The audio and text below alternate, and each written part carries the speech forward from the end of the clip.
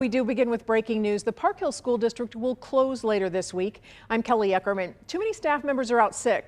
All schools, offices, and facilities will close Thursday and Friday, and that includes the Park Hill Online Academy, Adventure Club, and preschool. So many people are out sick, we're told virtual learning days are not a possibility. And we have new details this afternoon about the Center for COVID Control. KMBC has been investigating the COVID testing center for weeks now. Our investigative reporter Matt Fleener is live in Raytown with new information he just uncovered. Matt?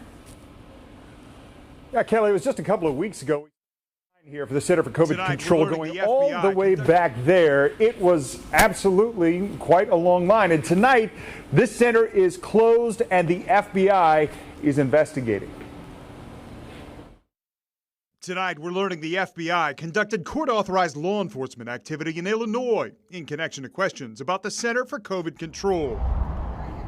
The centers in our area are no longer open. After just weeks ago, they were some of the busiest testing sites in the metro.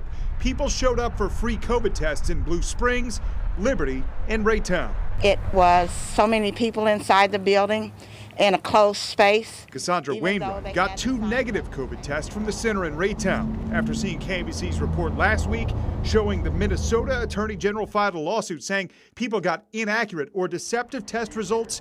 She questioned her results too. I would hate to see lives changed forever because of something like this. Last Friday, KMBC 9 Investigates also uncovered federal records showing the Chicago-based laboratory connected to the Center for COVID Control got more than $124 million from taxpayers. A company representative last week confirmed to KMBC they used the CARES Act and insurance to get reimbursement for all those tests. All of these things have begun to evolve. All of these facts have begun to come out. And I just think the public needs to know.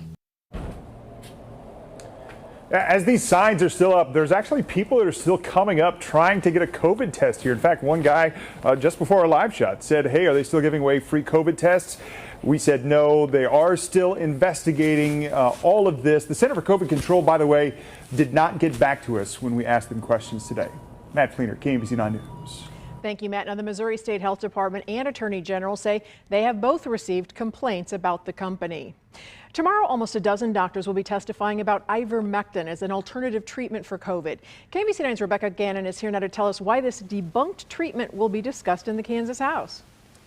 Ivermectin, the FDA, and even the drug's own maker have said it should not be used to treat COVID-19 infections. But despite that, Kansas senators will hear testimony tomorrow on whether it should allow medical professionals to prescribe and dispense medications for off-label use to treat COVID-19.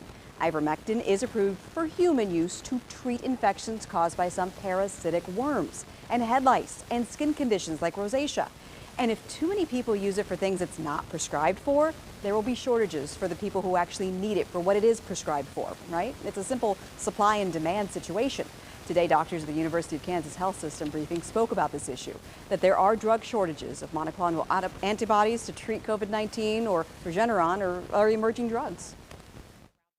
It just takes a while for manufacturers to ramp up their production of those drugs, and the demand is, as you know, in the middle of the surge, extremely high. So in other cases of drug shortages, it's older drugs that have always been in short supply and made worse by the supply chain issues brought about by the pandemic. Kelly? Well, the COVID booster drive appears to be losing steam. Just 40% of Americans have received a booster dose. The average number of shots per day has gone from 1 million in early December to 490,000 as of last week. A new poll from the Associated Press shows Americans are more likely to see initial vaccinations rather than to seek a booster shot as essential.